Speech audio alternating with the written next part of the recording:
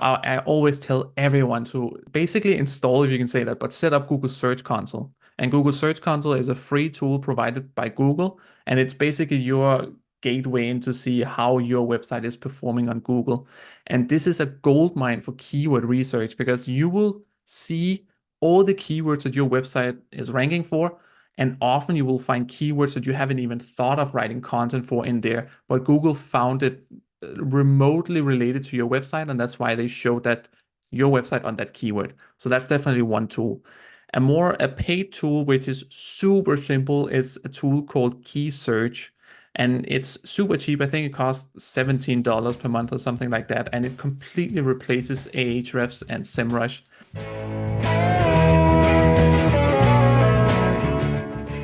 Welcome to Gratitude Geek, the relationship marketing podcast for micropreneurs building genuine, lasting relationships with clients, colleagues, and community.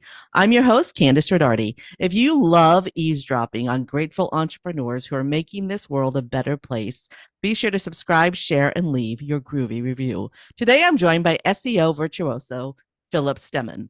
Philip's passion for SEO blends technical expertise with a love for content, creating a dynamic approach. Phillip generously shares his wealth of knowledge through engaging and insightful YouTube videos. He is committed to helping others navigate the intricacies of SEO, fostering a community of learning. Phillip's innovative SEO experience and valuable insights are a treasure trove for anyone seeking to elevate their SEO game. Welcome, Phillip. Whoa, what an intro. Thank you so much. And thank you so much for having me. Well, thanks for being here. So tell us your story. How did you become an SEO virtuoso? Oh yeah, that's a great question because I've always been a curious mind. So ever since I think I started when I was 13, I just started fizzling around with programming. I was like adding some different things into different programming files, and that's how it all started. It started with programming, the technical side, and later transitioned into SEO. And I was simply amazed by how you could write some text in a file and it became something visual, and that turned into a website. And then you need to figure out how do you get traffic to a website? Oh, there's something called SEO. And then through that way, I slowly transitioned into SEO, even though I worked with programming for a lot of years. But in the recent years, I've went full on SEO, and that's what I'm doing today. And it's incredible to be able to do what you love every single day. I simply love it. So SEO has changed a lot in the 25 years since I started digital marketing. And I'm just going to throw this out here at the beginning of the interview and make it interesting.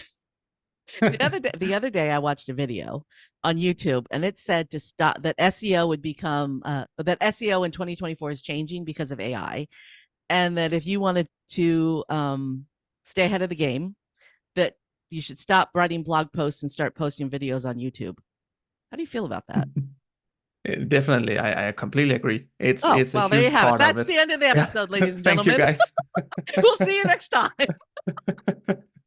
Oh no. No, but I completely agree. But it's a supplement. It's not like replacing the content part of SEO. Videos is great because it shows real life experience, expertise, and you see a real person that you connect with. And another part is also that after the recent helpful content update we got in the end of last year that simply crushed so many websites, you need to build a brand, and creating videos is part of building a brand. And that's why it's so fruitful to make these YouTube videos. But you need to see it as a supplement. It's Mhm. also the same. For example, I was optimizing one of my blog posts the other day. And when I optimize a blog post, I check in the search results on Google, what are other people doing on this specific search term? And a lot of times they have a video or something similar, which is an element that just shows a lot of extra personality experience. And that's why they often rank higher. So that's why video is just an incredible tool to show your experience, who you are, and make your content better. So definitely get started on video if you haven't already. So what I know about video, and I'm not an SEO expert by any means. I got lucky back in the early 2000s, but what I know about it, what I know about video is this: I created some videos 10 years ago that people still watch on YouTube every day. It's 10 years incredible, ago. right? 10 years ago. Do they visit It's my it's website for incredible. that topic every day? No, but they watch the video gets views every day. And there's a handful of them from 10 years ago. The videos get views every day. It's one or two or three or maybe, 20. It's not like I'm getting thousands of views every day, but somebody watches one of those videos every day That's awesome. from 10 years ago. Yeah. It's simply awesome. Like Okay, so evergreen go content ahead. in that sense is just like incredible. All Yeah. right, so we're talking to an audience of micropreneurs. Explain what evergreen means. Yes. So evergreen is content that will be able to perform for many years to come. So it's not trending topics. It's topics they're here to stay basically, and they will just continue to be able to be topics that you can read about and they're relevant. Excellent. I love that. Okay, so let's talk about your social media content because it's you practice what you preach. What possessed you to get into this. I mean, you're a content creator. I've stalked you. You've got videos. Yeah. So what possessed you to do it that way? Definitely, great question. I just want to help. I literally just want to help people. I want them to realize that this mystic SEO is not as difficult as some make it to be. And that's what I feel I'm in the world for. I just want to help people. I want to share what is working for me and that people can do it themselves, whether they try themselves throughout my guides or I help them do it or whatever it is. That's the purpose of everything I do. I just want to help and I don't want to gatekeep or anything. I just want to share my knowledge and everything that I work on and that I know works. So that's what it's all about for me. That's a business model that people like Gary Vaynerchuk have been shouting from the rooftops. Just share what you know, and everything else will just fall into place. Sometimes it takes a couple. Exactly. So I mean, sometimes it does take a couple of years. So it's patience. You have to be patient, right? It's not there's Definitely. over. I had a plumber many years ago tell me that it took him 30 years to become an overnight success. Exactly. I love that. I love when people say that. Yeah, I love it. So, so let's talk about SEO. Again, your audience is micropreneurs, and some of them might not understand. Some people might think it's social. Some people might think that social media is all they need. So, in baby step language, as if you were explaining it to a kindergartner, what is SEO? All right. Let me see how I can I've take never this. asked that question to anyone before. I can't wait to hear this answer. Yeah, I need to take, let me see. So SEO stands for search engine optimization. And SEO if I can say in very broad terms, is content that you're optimizing to rank on Google. So when you go on Google and you search a term that say that you're buying a new couch and you want to analyze, research a bit on that couch, then you go and search the couch and then maybe the word review, and then you get a bunch of results. First, you see some advertisement results, and those are just Google ads. That has nothing to do with SEO. But then you see what's called organic results, and these results are websites. And this is what SEO is all about. SEO is all about writing content that will rank for specific searches on Google. And the higher you rank, automatically, the more clicks you get to your website. And within SEO and writing content, there are a million things to do. But in broad terms, that's what SEO is about. Then let's see. Then if you want to get started with SEO and you want to do the simple terms of SEO, the simple things of SEO, then of course you need a website and you need content. You need to figure out what your website needs to be about. Of course, it's about your services and about what it is that you sell. And then you need to figure out what your industry and your niche is. And then based on that, you need to do something called keyword research. And keyword research is basically where you try and figure out what people are searching for on Google within your industry, and then you will get a lot of searches. For example, if you have what should we take? We should take the plumber as an example. When you're a plumber, you're fixing a lot of different things. You have some different services that you provide, and within those services, people they have questions, and people they go to Google and they search for these questions, and that's why you want to be. You want to be able to answer those questions through content, and the easier and the better your content is overall, the higher you will rank automatically.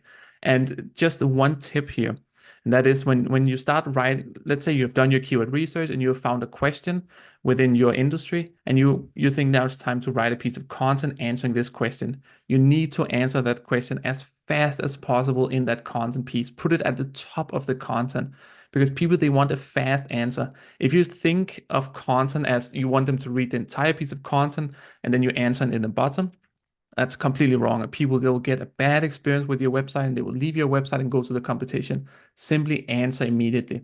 And when you've written your piece of content and you've put it out there, then you simply wait and see how it performs. Do you get any clicks? And that's the process you repeat over and over again.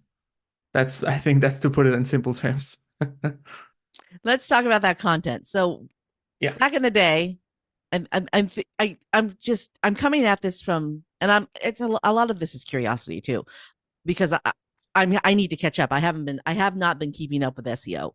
So back in the day, you were supposed to write at least 1,000 or 1,500 words in a blog post, and you need to have some sort of TLDR and some sort of FAQ in every single freaking blog post. Is that still true?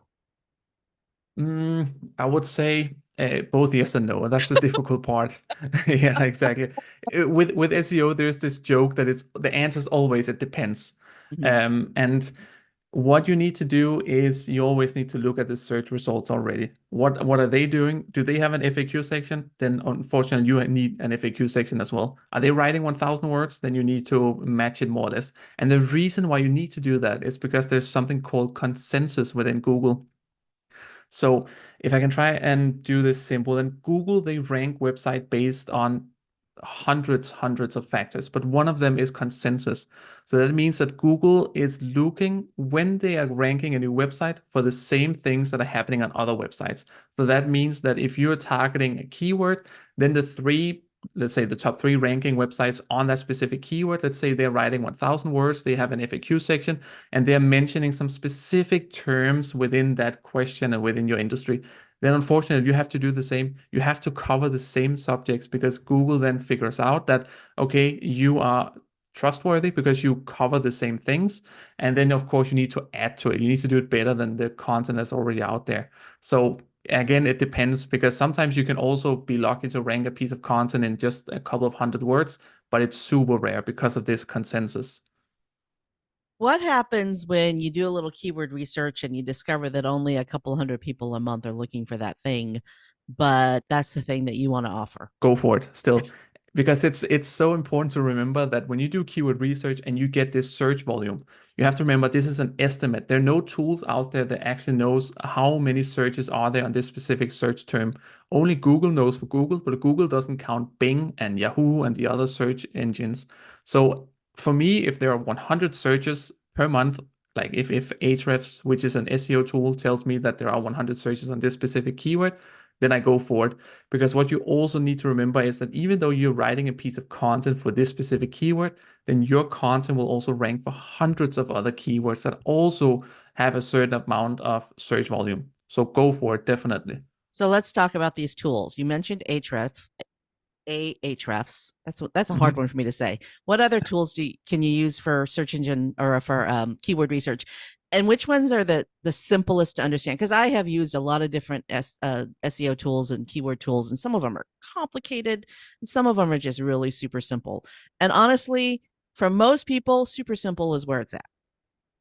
Exactly, yeah, exactly. So I always tell everyone to basically install, if you can say that, but set up Google Search Console. And Google Search Console is a free tool provided by Google, and it's basically your gateway in to see how your website is performing on Google. And this is a gold mine for keyword research because you will see all the keywords that your website is ranking for. And often you will find keywords that you haven't even thought of writing content for in there, but Google found it remotely related to your website, and that's why they showed that your website on that keyword. So that's definitely one tool. A paid tool, which is super simple, is a tool called Key Search. And it's super cheap. I think it costs $17 per month or something like that. And it completely replaces Ahrefs and Semrush. It's such a simple tool and it helps you. Now I'm going to say something that maybe doesn't make a lot of sense, but it helps you build what's called a topical map. And a topical map is basically an overview of all of the topics and the content within your industry that in theory you need to write to become an authority. And within a topical map, you have all your keywords. So a topical map is just keywords, but a step up, like a level up from there. Okay, so topical maps are something that a lot of folks are doing in ChatGPT. Yes, correct. So this tool that you just mentioned, please tell me the name of it again. Key search. Key search. So key search Yeah. is going to do the same thing that maybe ChatGPT is doing, and maybe make it give me the advantages of doing it in key search rather than ChatGPT. Yeah, so ChatGPT is a generic tool, whereas Key Search is focused on SEO. So ChatGPT has its limitations. It can't just tell you all the keywords that are relevant for a topical map. It will give you the overview, and ChatGPT doesn't know everything. Key Search doesn't know everything either, but Key Search is more SEO focused. So with the keywords you will get within Key Search are much more related with data and with actual content ranking for it, whereas ChatGPT is using natural languaging to figure out, okay, people might be searching for this specific question, and often ChatGPT is right. But I would say the biggest difference is that key search covers more area than ChatGPT does. Okay, so let's go back. Let's we touched on this at the very beginning, but let's go back to AI. So AI, I mean, ChatGPT is AI. I'm sure key search is AI. I mean, it's everything is AI.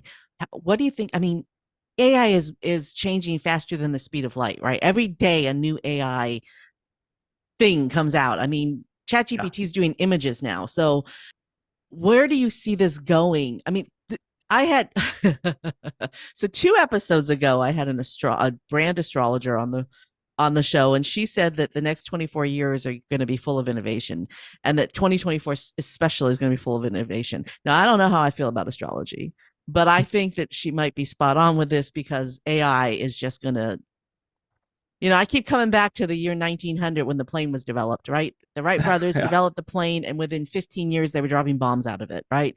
So Mhm. that is really super fast. I mean, the cell phone came out in 1980 something or another, and within 10 or 15 years, they made them this little tiny little thing, and they're now better than computers.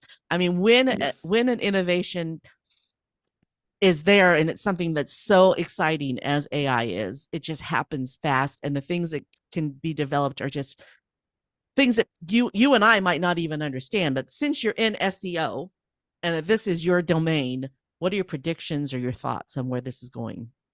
Yeah, it's yeah, AI. It's insane. It's like it's developing so fast. I don't know if you've seen the recent model Sora that just came out to generate videos using AI, and they're quite high quality. It's crazy how fast it's developing. It's just like yeah. But I think within the next 5 years, and SEO and AI, it's not gonna change that drastically. Is my prediction. I think, of course, we'll use AI to generate content, videos, images, and all these things. But I think within 10 years, I think it will change drastically. Maybe 15 years. I think we will go from, let's say I have a question. Instead of me going to Google and searching for an answer for that question, I will simply have a tailored AI that I will ask that question, and they will come with a tailored answer to me. And they know me, so they know how I want the answer. And if I want it in a specific way. And I just think that's the thing that's really going to change. We're going to have personalized AI assistants for every specific use case. Yeah. So the next thing is then how is these AI assistants going to get all of their content? Because right now, AI, when everyone generate content, it's content that is summarized. So that means that the content already exists out there. AI can't create new content out of blue thin air. Only we can. I can sit down and I can write some content that's never been on the web before, but an AI can't do that. So if we at some point need to transition fully to AI, they need to solve that problem on how they get content which are not made for humans. Unless maybe there will be some model where the AI models they pay humans to write new content. I don't know, but it's definitely it's some interesting years to come. So I don't know if they've rolled it out to everybody, but on my Google results, search results, I already have AI answers at the very top. So when I type a question into Google, what is SOAR video? I get an AI generated answer, which Yes, means I'm not going to scroll past that answer to the search results because I got the answer that I exactly. was looking for. So what are we going to do about that? Exactly. That's search generative experience. And it's not everyone who has it. It's super limited. In Europe, especially, we don't see that at all unless we sign up for the beta.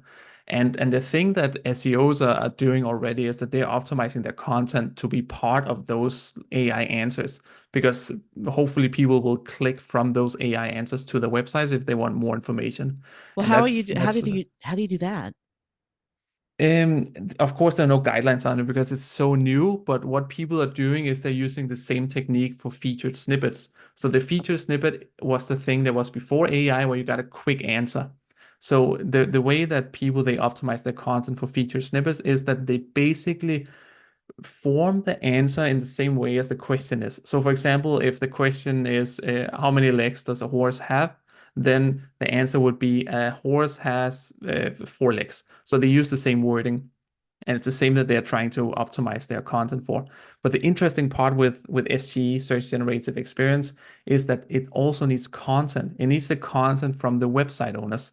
And if the website owners are seeing that they don't get any traffic through this SGE, then it doesn't make sense for them to write content because they don't earn on it, and then it will lose its value. So it's really, yeah, it's some interesting years, and I'm very curious on how they're going to solve that. Which is the point the dude in the video was making about why you should be optimizing for YouTube instead of your website. And audience, something you all didn't know is that about 5 or 6 days ago, my website broke. My 25-year-old website broke.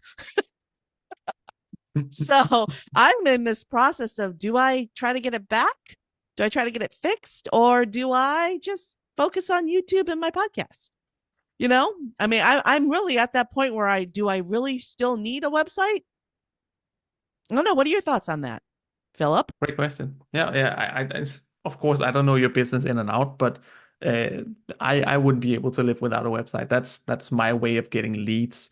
So if you don't need like a way for people to contact you through your website or share specific things, or because you can also do that on social media. But if you need like leads or people needs to be able to buy something or similar things, then you definitely need a website. But otherwise, maybe you could go just with social media.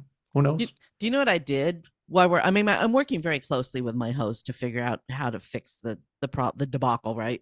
Um, Hmm. so what I did was I purchased CandiceRodarty.com because I did not own CandiceRodarty.com, and I Mm, created a virtual card, like a virtual business card, and I directed Candice Rodarty to a virtual business card, and it has everything in it that you need to connect with me, including a lead capture form. So right now, perfect. that's something I can share until we figure out what to do about my website. Exactly. Yeah, that's perfect. you know but and the podcast gratitudegeek.com is working, right? It's the momgeek.com, the website where my business was living. The podcast website is not broken. So anyway. Anyway, it's just 2024 is a year of change and development, and maybe I don't need to have a website that's 25 years old anymore. I don't know. I don't know. I love, so give me some examples of businesses that absolutely need to still have a website, like a actual developed website with a blog, I because would it say might not be large. everybody. No, no, exactly, exactly. I would say, of course, large organizations, they just absolutely need a website for authority. And I'll still say, if you want to somehow drive leads through traffic, you still need a website because you want that content to live on your website. As you said, you can go and build a business website via like a business card, sorry, via other websites. But the problem is just that you don't own the content. So if they close one day, then you need to figure out another solution. So if you want to own your own content and you want to basically have full control on your website and drive organic traffic and hopefully leads through that, then you definitely need a website. And that is what I've been telling people for years until this happened to me. We So learn every day, yeah, right? we learn every day, and really, I don't know what's going to happen. I'll probably get the website back, but I just don't know what's going to happen with the future. I just know that things are changing really fast, and it's time to start thinking differently than we thought last year or 2 years ago, or definitely anything that we thought before 2019 isn't true anymore, right? No, You know, I have to tell you, you're in Denmark, right? correct. Yeah. So in the last month or so, I have had interviews or conversations with people on continents all over the world, right? I Mhm. interact with people from Asia, from Europe, from Australia regularly on Zoom, and I never leave my house, right?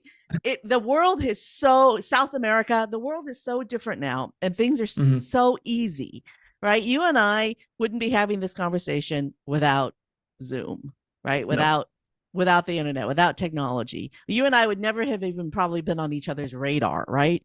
But here we are having this very fascinating conversation about a boring subject. True. Very true. It's an important subject. So talk about that. Talk about how the world is changing and how SEO can affect your business globally. Yeah, it's really changing also within SEO. And I think the thing that we have seen mostly within SEO, which is also changing a lot, is that people they can wake up one day and then they have a website with no traffic because Google they have chosen to do something else. And that's what's so difficult. It's the same goes for social media. They can change their algorithm all of a sudden and then you get no traction at all. And that's why I see more and more businesses and more people, they just they spread out their efforts. So instead of focusing 100% on social media or 100% on Google, then they spread it out. They start a newsletter. They start a podcast. They start being more active on social media. They go through Pinterest, and they just like spread their efforts out. So if something happened to Facebook, well, then maybe they still have traffic from Pinterest and their newsletter, and vice versa. So that's definitely the biggest change that I've seen in the last couple of months. On top of people trying to build a brand instead of just being this blog of content that you could easily do just 2, 3 years ago, for example. Well, that's also why it's so important to have a relationship marketing strategy, not just a marketing strategy. I mean, I personally think that it's my relationships are the reason why I'm in business and why I'm like, I might not need a website because I have very, very strong relationships. I'm very well connected. One of my master skills is I'm able to meet somebody, have a conversation with them, and say, "Hey, would you be interested in meeting somebody who?" And usually they say yes. I mean, I very Mhm. rarely have anybody said no, I don't want to meet that person, right? I have created a network of people who all know each other, and that's relationship building and relationship marketing. So I focus and I teach relationship marketing because that's you can't, as long as you're a good person and you're not a jerk, right? The relationships are going to, and businesses, large businesses can do this too, right? They can. I don't even drink Coke. I don't drink soft drinks, right? I Every once in a while I'll have a seltzer water, like a flavored seltzer water. Mhm. I don't drink soft drinks anymore. They're just too sweet for my old person list, right? But I still love Coke. I love Coke commercials. I love the Coke brand. I love the way Coke makes me feel. I love the Mhm. happiness of Coke. I am a fan of Coke. I don't have that same affinity for Pepsi, right? No, that's true. If somebody would offer me a Pepsi, I'd be like, meh. If somebody offered me a Coke and it hadn't been a while since I'd had one, I'd say sure, right? But Yeah. a Pepsi, I would easily say no to. And I feel the Mhm. same way about Hellman's mayonnaise. So brands can do big brands can do this. Do you want to talk about that? Absolutely. Absolutely, yeah. I completely agree with you. Especially the Coke, like I'm always looking forward to their Christmas ads, right? What are they gonna do? What are they come up with? And it's really about personalization, right? That's also another thing I see a lot, people building audiences. And it's the same that I'm trying to do, to build audiences that you can engage with because it's so valuable. If you get an audience that actually likes you, you can do so much. You can get feedback from them. You can, of course, provide them a lot of value, but it goes both ways. You can really, as long as you are a giving person, you can really people just give back to you. And that's why, as you say, relationships, but also building an audience is just it's so valuable on so many levels. If, for example, if you're running, let's say you're a service business and you want to launch a new service, if you've built an audience or you have some relationship, then ask them, send it out, and maybe you help them price it with you, or help them scope it. How should it be? It's so valuable. You can't like pay for an audience. It's just like it's incredible. Yeah, and the audience, if you're a small business, your audience doesn't have to be huge. With a No. couple of hundred people on a mailing list, you can easily have a business that is gives you a living wage, right? It gives you not even gives you a life, Mhm. not a living wage, because that's you can have a fabulous business with a very small list. I want to talk about the National Park Service while I'm thinking about it. So in the United States, we have the National Park Service. And the Hmm. National Park Service is killing it on social media right now. They are Nice. hilarious. And I think that I mean, it, honestly, I can't remember when the last time I went to a national park was because I don't live near one. I used to live near one and we would go all the time. I mean, we always had a national park membership, but now I don't live near one. And so I don't go very often. But now that I'm following the National Park Service on Instagram because they're hilarious. But now that I'm following them, I'm like, oh, when can I go to a national park? How can we figure out how to go to all the national parks? Like, which national parks haven't I been to? And I've become more engaged in the national parks because of this hilarious, very simple social media campaign that the National Park Hmm. Service is doing. And it's not, they don't post a lot of photos. They just make really cute little jokes that are hilarious. And they always give me, and I can read them really quickly. I mean, I can read them in 2 seconds, have a laugh, and make my little heart and move on. Right. So, that's an excellent strategy, but it's not SEO because it's No. not their website. But it does feed into I mean, it feeds into their, you're like, oh, I wonder how long the waiting list is to get into Yosemite, right? It feeds Exactly. into, so it's back to what you said earlier. You got to have a presence everywhere, maybe focus on the ones where you think your audience hangs out. But how does somebody who I'm like 180 in this one now, but how does somebody who is a small business owner, a micropreneur, how does somebody that tiny do all of that? I mean, the National Park Service probably has 20 people on their staff, right? For Hmm. social media. Exactly. Yeah. So how does a Exactly. solopreneur do something like that? So the way that I always tell people is to do one thing at a time. And once you feel that you have mastered that thing, then either you're running it on autopilot and it doesn't take that much energy for you, or then you outsource it because you have it so easily done. You have a standard operational procedure for it, and then you get someone to do it on the cheap, as long as it's possible to do via an SOP. Um, that's definitely the And best way moving SOP forward. stands for standard of procedure, right? No. Yes, yeah, Standard operating Yes, procedure. exactly, Every yeah. time anybody uses an acronym, I'm like, okay, what's the acronym stand for? Because and I do it too. We get so used to, like, I knew what an SOP was. It just standard operating procedure didn't come out quickly. But once you understand what that means, then the acronym makes more sense. Okay, go back to teaching somebody your SOP. Yeah, exactly. So that's also why even though you're a super small business, you think I don't need a standard operational procedure. I'm doing it myself. I'm just doing it on the side. But you can't really scale or you can't really outsource this specific procedure unless you've written it down step by step what it is that you're doing. And the thing is that it also helps yourself because you will look at this standard operational procedure and you will tell yourself, can I automate some of this? Is there something I can do better? What about this step here of finding these images? Can I do something else instead? So you're also helping yourself not only optimizing that procedure, but by optimizing that procedure, you also optimize your business. So the way that I always tell people, as I say, is to do one thing at a time and become really good at that thing, and then either automate it or outsource it, and then you move on to the next thing. And it doesn't have to be that upscale. It's not like you have to post on social media every single day. You can do it a couple of times a week as long as it makes sense, and then just test, like try 100 different things and then see what works best for your audience, because some might work good for me, but it will most definitely not work for your audience, for example. So it's really important to test and figure out what's working. And then see, you can always get some inspiration from others, but you really need to figure out how to do it your own way also.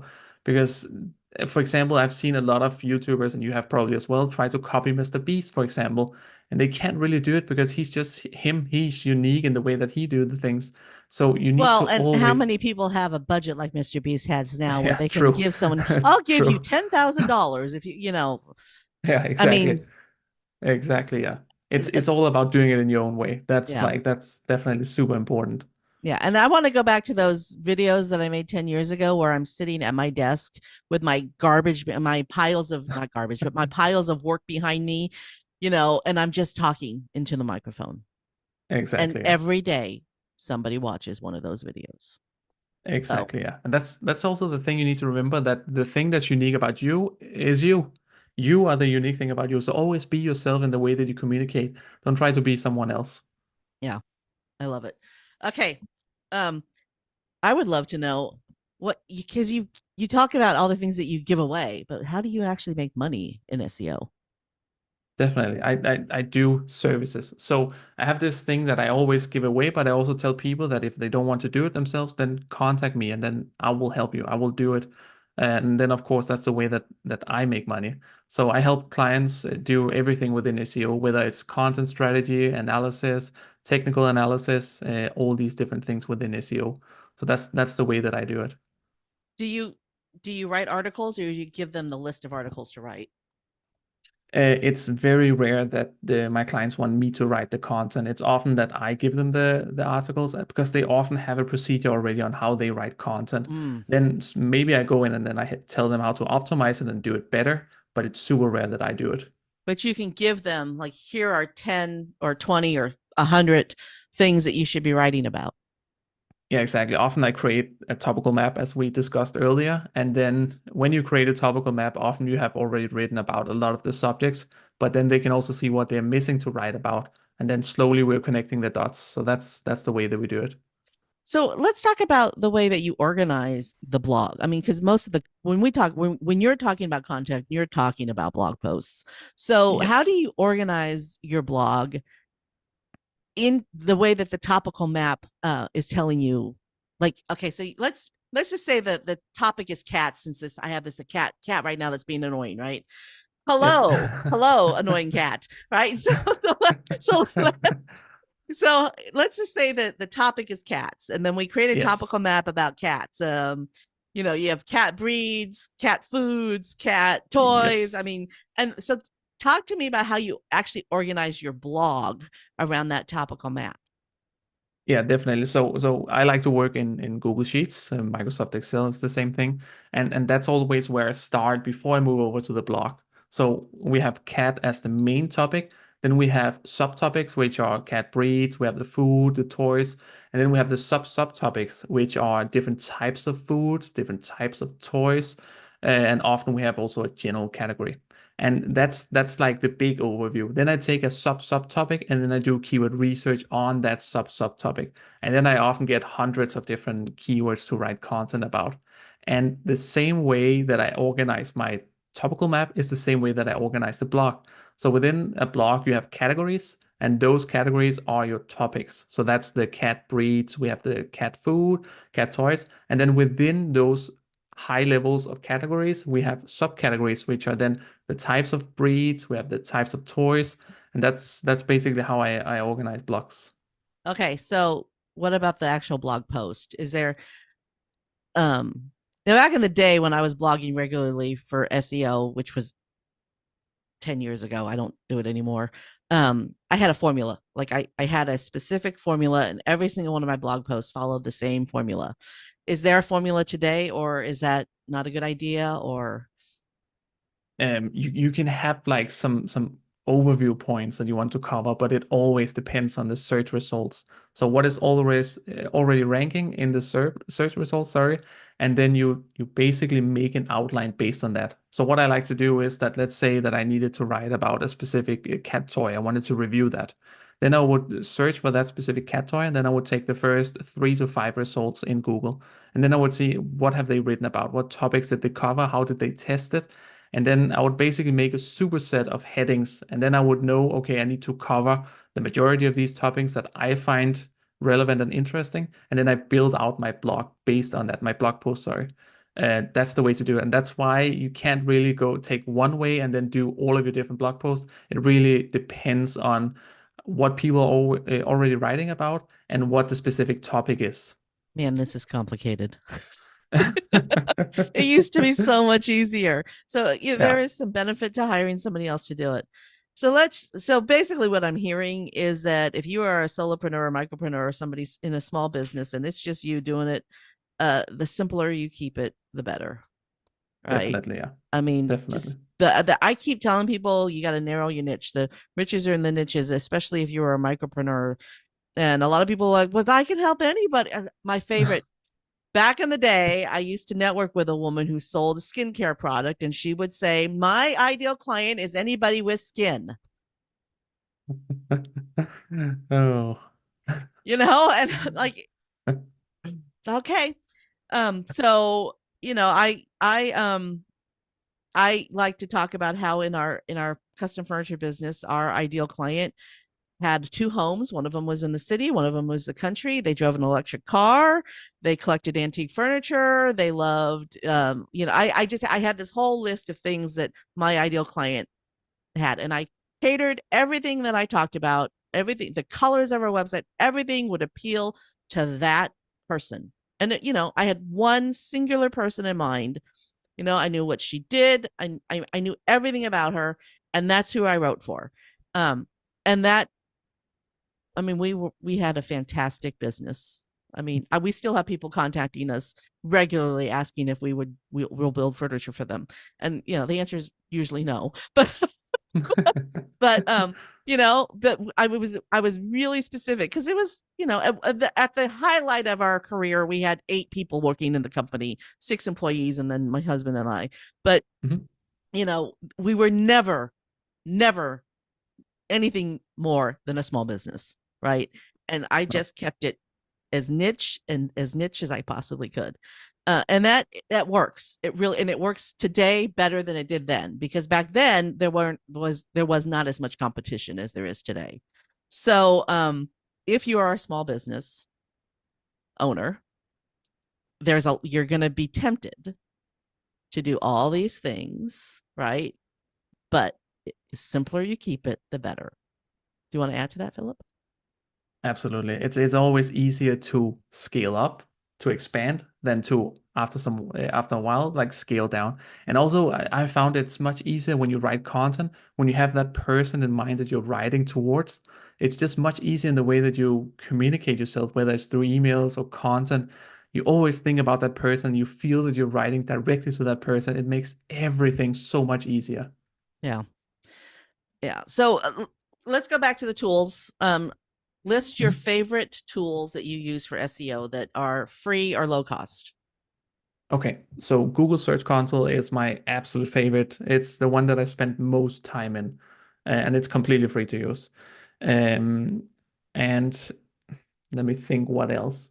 Um, I like to use a tool called Frase to write my content in. And Frase is also super cheap. I think you can get started for $15 or something per month. And Frase is incredible at researching for you. So when you need to write a piece of content, then you will go into Frase and you will enter the keyword that you're writing content for. And then Frase will go to Google for you, search the term, and find all the research that you need. It's incredible. I have never even heard of this tool. No, it's so good. You've already taught me 2 things I didn't know: Sora and phrase. Okay. Yeah, exactly. Is it spelled No, Phrase? F frase.io. F And it's basically Frase.io. .io. Yeah, so Okay. yeah, All right. There you exactly. go. Okay. Yeah. So it's basically, if you can imagine, you have your text editor on the left, and then you have all your research on the right, where you can see what people are writing about, what results are there from Google on this specific keyword, what are all the headings used, what are people asking, like all the questions from Quora, Reddit, from Google also. So it's basically everything in one view, and that makes Phrase incredible. That's why it's my favorite, even though I've tried probably 10, 15 different content optimization tools. And Um, it's an AI tool again. yeah, How exactly. Yeah. long has this tool been out? Oh, it's been out for 4, 5 years, maybe. Yeah, something like that. Oh, okay. So it's been around Yeah, for a while. it Wow. has definitely. I can't believe that I've never heard of it before, because usually I know about all the tools because I interview so many people, right? And I ask them the same, subset of questions. Okay. Exactly. Yeah. So we are getting to the point where we need to start wrapping up. Is there anything that we haven't talked about that you want to talk about? Oh, there's so many things we could talk about, but I think we've been around. Like, if you should do one thing with your website today, then sign up for Google Search Console. That's the thing that I always tell people. It's free, and you get so much valuable data in there. So don't end the day today if you do not already have Google Search Console. Do not end the day without Exactly. Google Search Console. Okay. And Google Search Console is pretty intuitive and easy to use. It is, yeah. If It's you super simple. like, how often do you actually go in there? Like every time you want to write an article, or do you ever just check on it to see how your site's doing? I'm there every single day, You're there multiple every times day. per day. Yeah, I'm an addict to Google Search Console.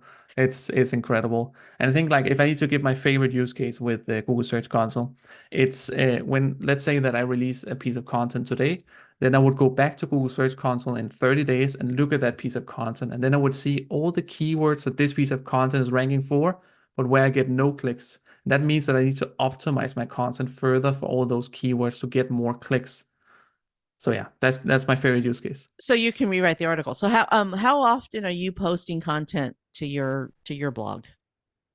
Oh, it varies. Sometimes 5, 6 times per week. Other times 3 times per week. I try to at least like a couple of times per week. I try to publish some new content or optimize some older content.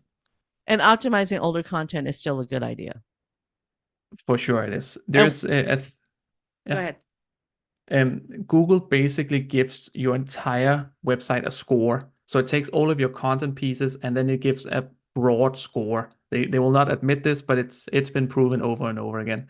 And every time you have an outdated piece of content, that's an unhelpful piece of content and that drags your score down. So that's why Oh. it's so valuable to go back in time and optimize your content piece. That's also why there's so many websites that are deleting old content because it's hurting their score. So they're just deleting because they know they can't optimize it. And it's much better to delete so you don't have any unhelpful content than to have some outdated content on your website. So how do you again, for the listener, how do you determine whether or not you need to delete content that's on your site now? Usually within my industry, I can let content sit for a year or so, 12 months. It really depends on the industry, but I can let it sit for 10 to 12 months. And after that, then I come back to it and then I say, okay, is this still relevant? For example, I have a lot of tool reviews. Okay, is the tool still active? If it's not active, easily I delete the piece of content. If I can see that this is just not relevant anymore in the SEO industry, then I simply delete it. Other times, then I will merge it with some other piece of content because they've made some changes in the SEO industry, and then some other piece of content are not relevant either. So it really depends. It depends on the industry and it depends on what's happening. And I think it just varies because you always need to ask yourself whether it's still relevant. And if it's relevant, then optimize it. If you can't optimize it and you can't see yourself optimize it within a couple of months, then you need to really figure out whether you want to delete it or not. That's difficult to answer. You could also just turn it off, put it back Yeah. in drafts instead of making it live. That's an interesting point, especially if your website is as old as mine is and has content that's over decades old, right? So is there a way to find, like in Google Search Console, can you go in and say which of my blog posts have zero, are ranked, which of my blog posts should I delete? Is there a way to figure that out? Is there a tool for that? Yeah, definitely. So what you can do in Google Search Console is that you can compare periods. So you can go into Google Search Console, then you can compare, let's say, the last 6 months to the 6 months prior to that. And if you can see that there is a huge drop off and you're getting no clicks, then it's time to either optimize it or to delete it. That's the best way of doing it. It's And called that's page yeah, content what? content decay. That's Content. what it's called. Yeah. So you basically have to check that page by page. It's just like you're not going to get a report that says these pages on your site have 0 clicks. You have to actually manually. Yeah. Using Google Search Console, you have to. I haven't found a tool that I can strongly recommend using for content decay, because everyone just recommends using Google Search Console, even though it's a bit of a tedious process sometimes. All right, dude, if you ever find that tool, will you please circle back with me and let me know? For sure, I might build it myself. Who knows? Hey, I mean, it seems to me like it's a tool that's needed. Yeah, it is There's your for next sure. $1 million idea. I swear I have been giving away $1 million ideas lately. That's amazing. There is well, I don't need to go into it, but yeah, the last couple of weeks, I every once in a while I'll just say, dude, this is what you need to do, and it's like, oh my god, that's a brilliant idea. If you don't do that, somebody else is going to do it. So I'm telling you, Philip, if you don't do this, somebody else is going to do it. So maybe I will you need to happily go. pay for it. I will happily pay for it. I love it. All right. We're at your moment of gratitude. For whom or what are you most grateful? Oh, I'm most grateful for my girlfriend, I would say. She is just the most supportive in everything that I do, and she's the one behind everything, behind the scenes. Thanks for tuning in to Gratitude Geek, the relationship marketing podcast for micropreneurs building genuine, lasting relationships with clients, colleagues, and community. Our theme music is track 14 by Rev Brock and Solely. Make sure to visit gratitudegeek.com for all the groovy ways to connect with our guest, Phillip Stemman. I've been your host, Candice Ridardi. Stay groovy, my friends. Stay groovy.